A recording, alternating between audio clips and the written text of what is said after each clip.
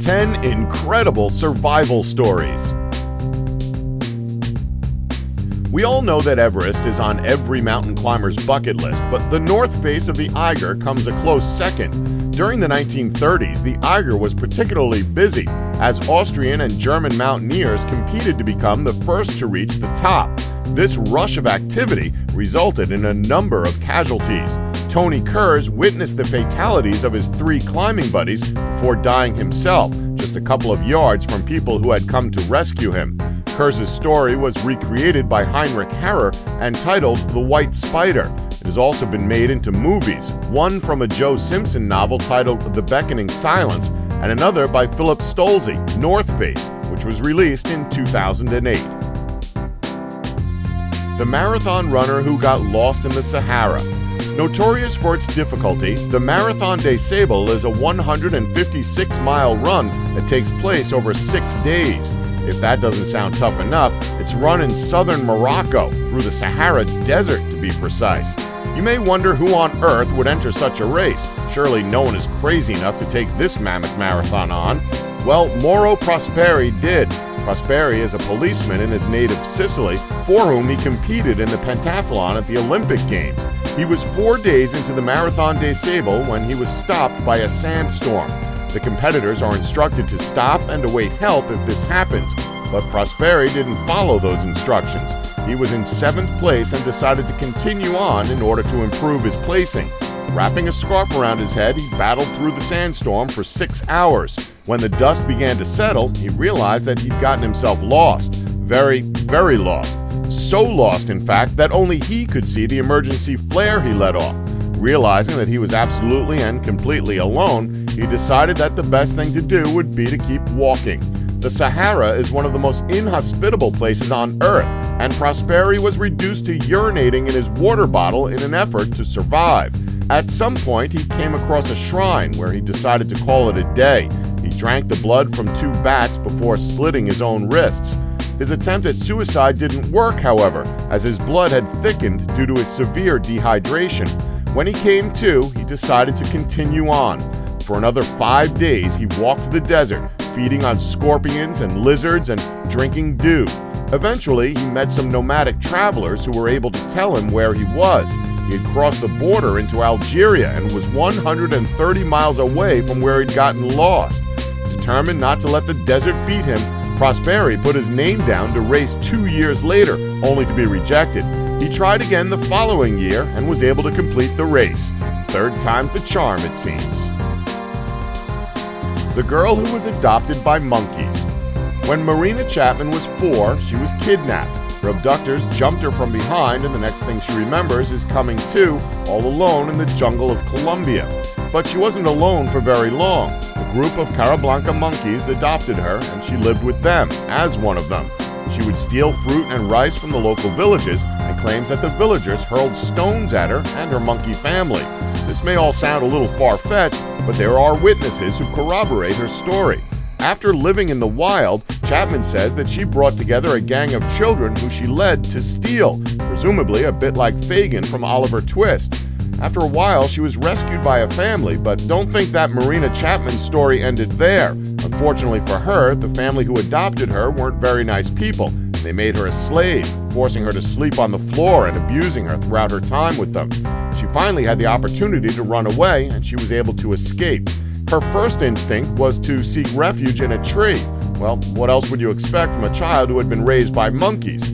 It was at this point that Marina's story turns happy. A local woman saw her and rescued her.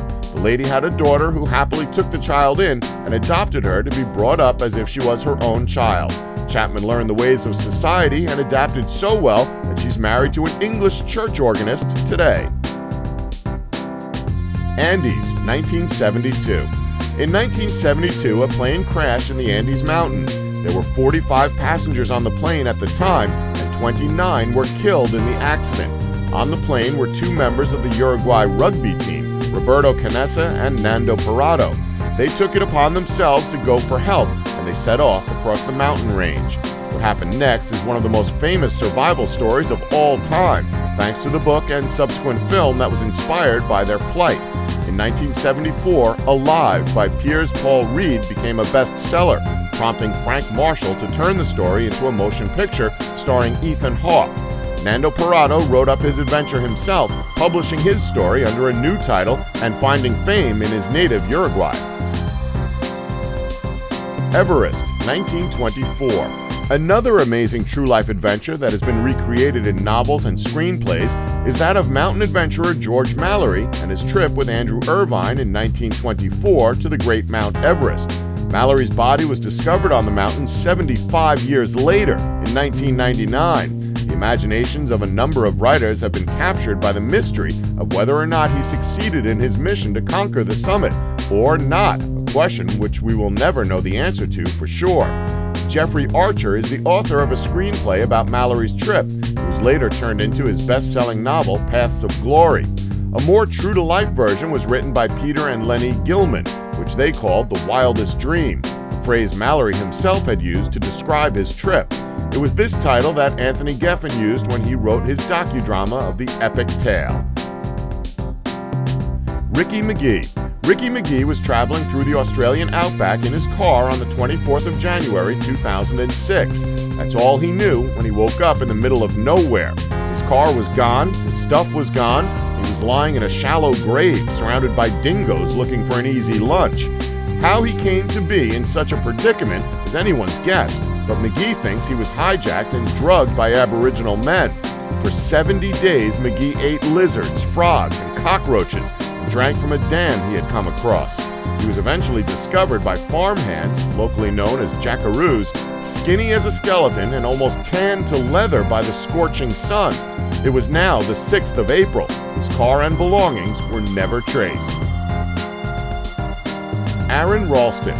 Our next tale was made into the film 127 Hours. It tells the story of Aron Ralston, an experienced and enthusiastic climber and all-around outdoorsy type. He had decided to go out to Blue John Canyon in Utah for a bit of hiking and biking. Nothing too strenuous or serious, just a chilled-out kind of trip. And he didn't bother to tell anyone where he was headed, as he didn't anticipate it turning into a big deal. Boy, was he wrong. The problem started when he slipped in a narrow canyon and his arm became pinned down by an 800-pound boulder. He had a bottle of water with him, which lasted for 5 days, but then it ran out. And Aron knew that he was now in real trouble. He hadn't eaten anything, and now he couldn't drink either.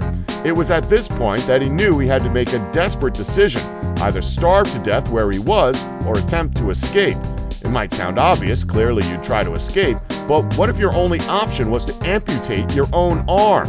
We're not kidding you, that's exactly what Aron did. He used his blunt pocket knife to cut off his lower arm, thus releasing himself from the rock. He then managed to get himself out of his canyon prison and find help. Julianne Kupke.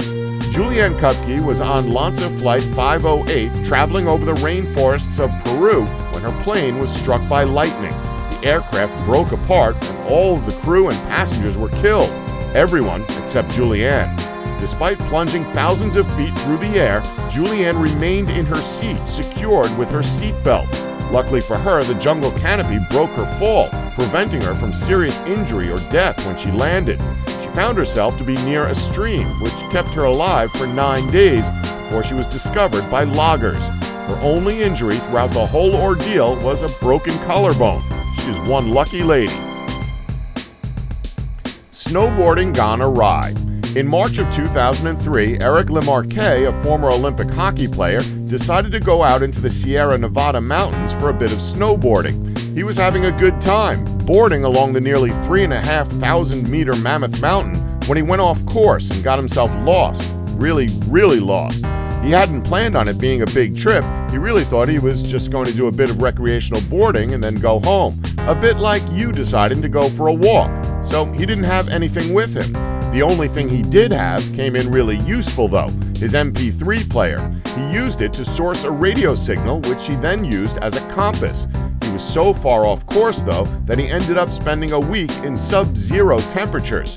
During this time, he managed to slip into rushing water, which almost carried him over a 24-meter waterfall drop. He ended up suffering from malnutrition, exhaustion, and frostbite, the damage from which was so bad that it was necessary to amputate both of his legs.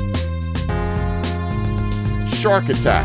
Bethany Hamilton, a competitive surfer at just 13 years of age, enjoyed going down to Makua Beach in Hawaii to surf with her friend Alana Blanchard, also a competitive surfer.